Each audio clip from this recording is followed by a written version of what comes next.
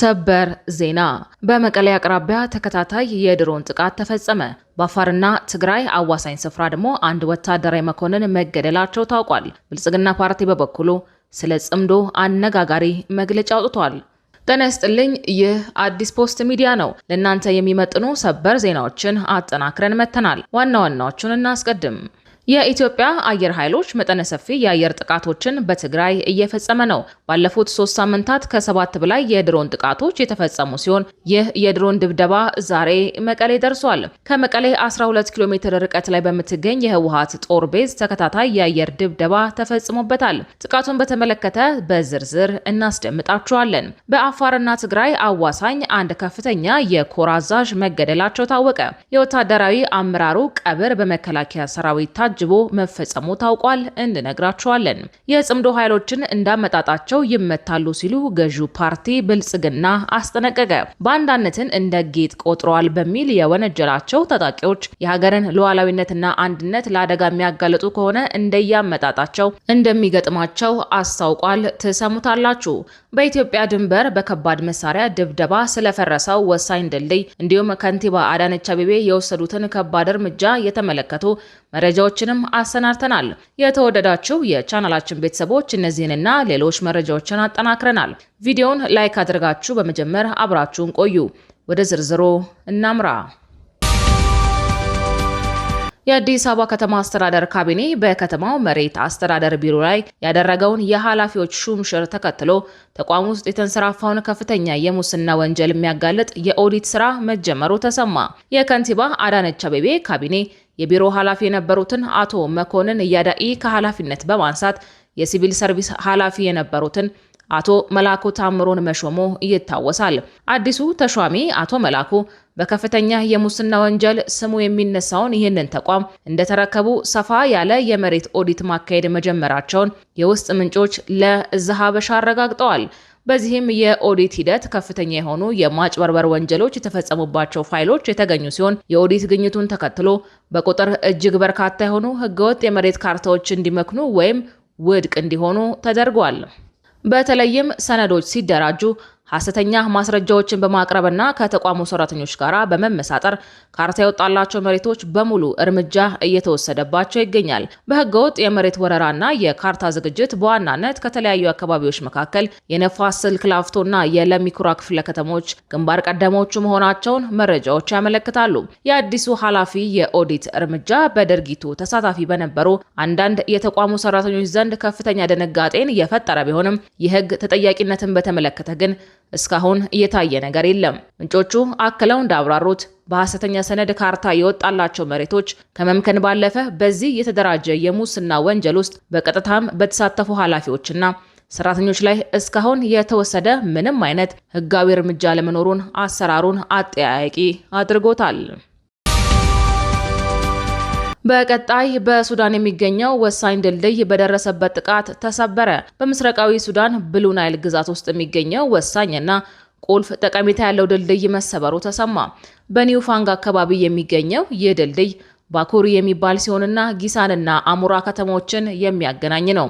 ድልድዩ በየቀኑ በሺህ የሚቆጠሩ ህዝቦች ለንግድና ለሰብአዊ አገልግሎት የሚጠቀሙበት የነበረ ሲሆን በትላንትናው ዕለት በደረሰበት የድሮን ጥቃት መፍረሱ ተዘግቧል።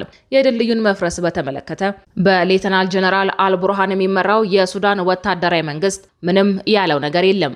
ይሁንና በተቀናቃኙ ፈጥኖ ደራሽ ኃይል የሚመራው የሱዳን ትይዩ መንግስት ወይንም ሱዳን ፋውንዲንግ አሊያንስ ባወጣው መግለጫ ድልድዩ የፈረሰው ከሌተናል ጀነራል አልቡርሃን ጦር ኃይል ጋር ግንኙነት ባላቸው ኃይሎችና ሚሊሻዎች ጥቃት መሆኑን አስታውቋል።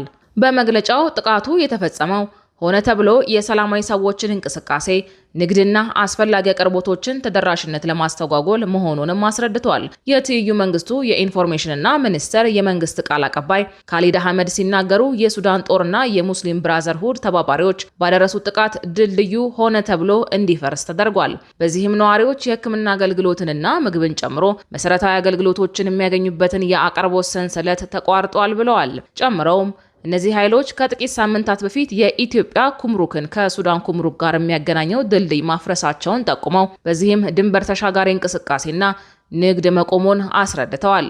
ይህ ድልድይ የፈረሰው የሱዳን ጦር ኃይል ከኢትዮጵያ ጋር በሚዋሰነው ብሉ ናይል ግዛት ውስጥ በተደረገው ውጊያ አካባቢውን ለቆ ከወጣ በኋላ ነው። ድልድዩ የፈረሰበት ጊሳንና አሙራ ከተሞች ካለፈው ሳምንት ጀምሮ በፈጥኖ ደራሽ ኃይሉ እጅ መውደቃቸው ይታወሳል።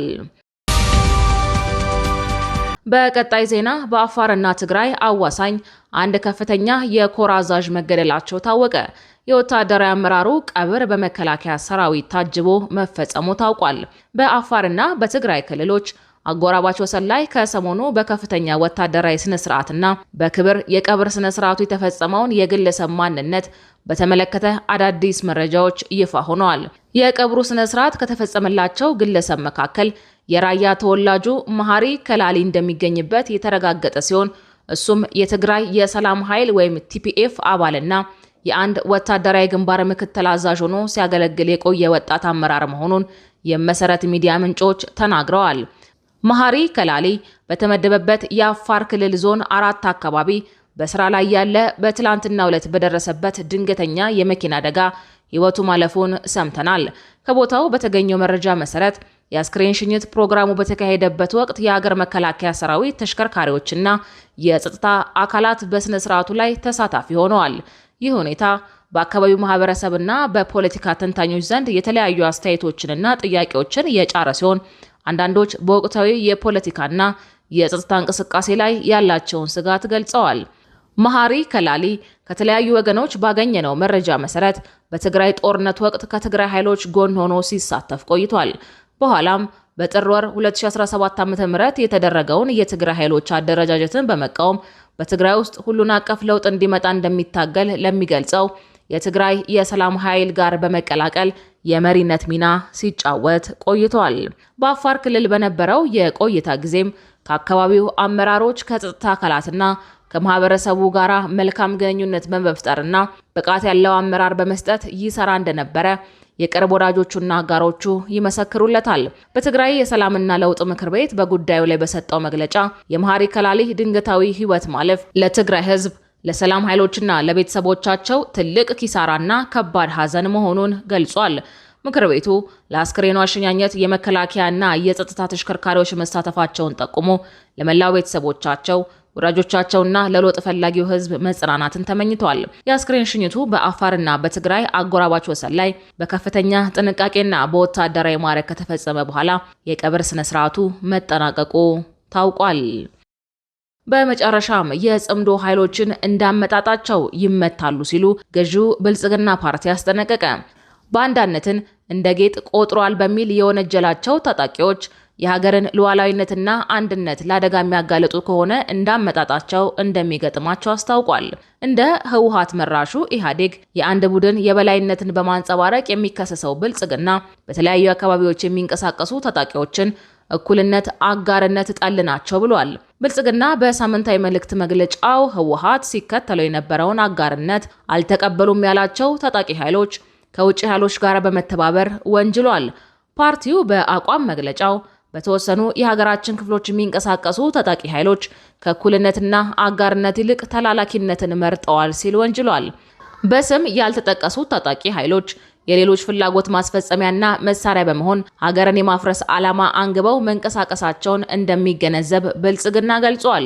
የታጣቂዎች እንቅስቃሴ ኢትዮጵያን ከማዳከምና የመበተን ስትራቴጂካዊ ፍላጎት ያላቸው የውጭ ኃይሎች መሳሪያ ከመሆን የዘለለ ትርጉም አይኖረውም ብሎ እንደሚያምንም ገልጿል። ባንዳነትን እንደ ጌጥ ቆጥሯል በሚል የወነጀላቸው ታጣቂዎች የሀገርን ሉዓላዊነትና አንድነትን ለአደጋ የሚያጋለጡ ከሆነ እንዳመጣጣቸው እንደሚገጥማቸው አስታውቋል።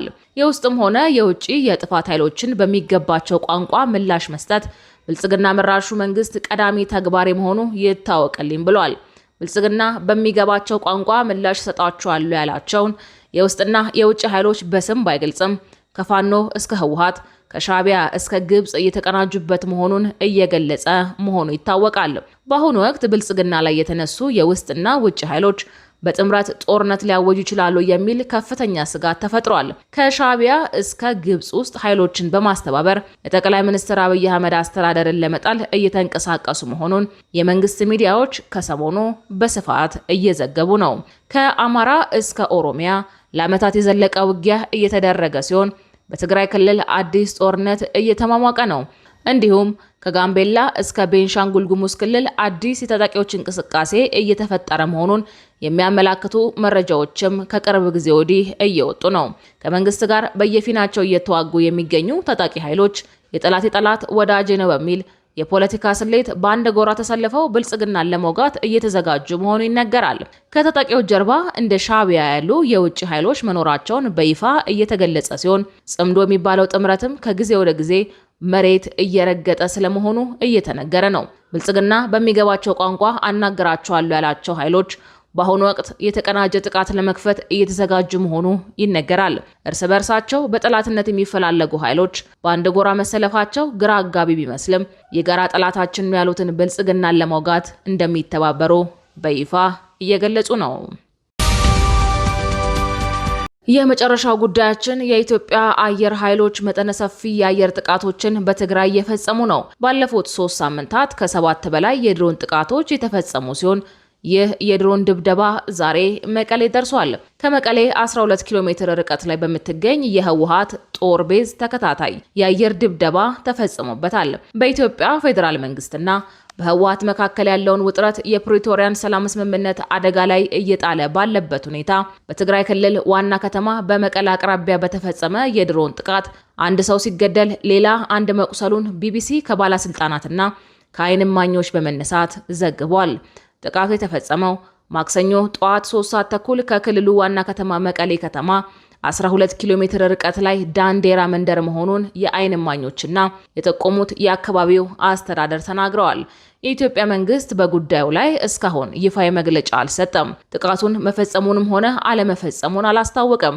ይህ የድሮን ጥቃት ባለፉት ሳምንታት በትግራይ ውስጥ ከተሰሙ ተከታታይ የድሮን ጥቃቶችና የታጠቁ ግጭቶች የቅርብ ጊዜ ክስተት ሲሆን የ2 ዓመቱን አስከፊ ጦርነት ባቆመው የሰላም ስምምነት ከ4 ዓመት ባነሰ ጊዜ ውስጥ ክልሉ ዳግም ወደ ሰፊ ግጭት ሊገባ ይችላል የሚለውን ስጋት በአካባቢው ነዋሪዎች ዘንድ አባብሶታል። የተባለው ጥቃት ከሟቾችና ጉዳቶች ባሻገር በተፈጸመበት ቦታ ጭምር ትልቅ ትርጉም አለው። ከኩሃ አቅራቢያ የምትገኘው የዳንዴራ መንደር ከመቀሌ 12 ኪሎ ሜትር ርቀት ላይ የምትገኝ መሆኗ ጥቃቱ የትግራይ ፖለቲካዊና አስተዳደራዊ ማዕከል ወሰን ጥሶ መቅረቡ ያሳያል። ይህም የቅርብ ጊዜ ወታደራዊ ውጥረቶች ከሩቅ የድንበር አካባቢዎች አልፈው እየተስፋፉ መሆናቸውን ስጋት ይፈጥራል። የአካባቢው አስተዳደር እንደገለጸው በድሮን ጥቃቱ አንድ ሰው ሲገደል ሌላው ቆስሏል። ይሁን እንጂ ያነጣጠረው ነገር ምን እንደሆነና የደረሰው አጠቃላይ ጉዳት ምን ያክል እንደሆነ ወዲያውኑ ግልጽ አልሆነም። የኢትዮጵያ ሰራዊትም ጥቃቱን በይፋ አላመነም ወይም ኃላፊነቱን አልወሰደም። በከተማው አቅራቢያ የድሮን እንቅስቃሴዎች መመለስ ሰፊ ውጥረት ሊፈጥር ይችላል የሚለውን ስጋት የሚቀሰቀስ ሲሆን በተለይም ባለፉት ወራት የፌዴራሉ መንግስትና በህወሓት መካከል የነበረው የፖለቲካ ውጥረት እየጠነከረ መምጣቱ ስጋት አባብሶታል። ባለፉት ሳምንታት የትግራይ ባለስልጣናት በራያ አላማጣ፣ መረዋ አካባቢን ጨምሮ በተለያዩ የትግራይ ክፍሎች የድሮን ጥቃቶች መፈጸማቸውን ገልጸዋል። የድሮን ጥቃት ሪፖርቶች ከመሬት ላይ ከሚደረጉ ተዋጊ ሪፖርቶች ጋር አብረው ተነስተዋል። በዚህ ወር መጀመሪያ ላይ በምዕራብ ትግራይ ከሱዳን ድንበር አቅራቢያ ሸረሪና አካባቢ ግጭቶች መከሰታቸው ተዘግቧል። ህወሓት የፌዴራል ኃይሎች ጥቃት ሰንዝረዋል ሲል ሲከስ፣ የፌዴራል መንግስት ባለስልጣናት ደግሞ የትግራይ ኃይሎች የተሰባሰቡትንና ሰላሙን አደጋ ላይ የሚጥሉ ቀስቃሽ እርምጃዎችን ወስደዋል ሲሉ ከሰዋል። ከአካባቢው የወጡ ሪፖርቶችም ከባድ መሳሪያዎችንና ድሮኖችን ጨምሮ የጦር መሳሪያዎች ጥቅም ላይ መዋላቸውን አመልክተዋል። ግጭቶችና የአየር ጥቃት ሪፖርቶች በተለያዩ የትግራይ ክፍሎች የተመዘገቡ ሲሆን በአዲስ አበባና በህወሓት መካከል ያለው የፖለቲካ ውዝግብም እየከረረ መጥቷል። ከ2013 እስከ 2015 ጦርነት ወቅት በሰፊው ጥቅም ላይ የዋሉ ድሮኖችና ከባድ መሳሪያዎች አሁን መመለሳቸው የአካባቢ ግጭቶች ወደ ሰፊ ጦርነት ሊለወጡ ይችላሉ የሚለውን ስጋት አጠናክሮታል። የቅርብ ጊዜው ግጭት ከቀድሞ ጦርነት ጋር ሲነጻጸር አሁንም ትንሽ የሚባል ነው። ሁለቱም ወገኖች ሰፊ ጥቃት መክፈታቸውን የሚያሳይ ግልጽ ምልክት የለም። ሆኖም የወታደራዊ እንቅስቃሴዎችና እየተባባሰ የመጣው የፖለቲካ ግንኙነት የ2015 የሰላም ስምምነቱ ጥረቶቹን መቆጣጠር መቀጠል ይችል እንደሆነ አሳሳቢነት ጨምሯል። ክቡራትና ክቡራን የአዲስ ፖስት ሚዲያ ቤተሰቦቻችን ለሰዓቱ የተዘጋጁት መረጃዎች ይህንን ይመስሉ ነበረ። መረጃዎቻችንን እስከ ፍጻሜው ድረስ ስላደመጣችሁ ከልብ እናመሰግናለን።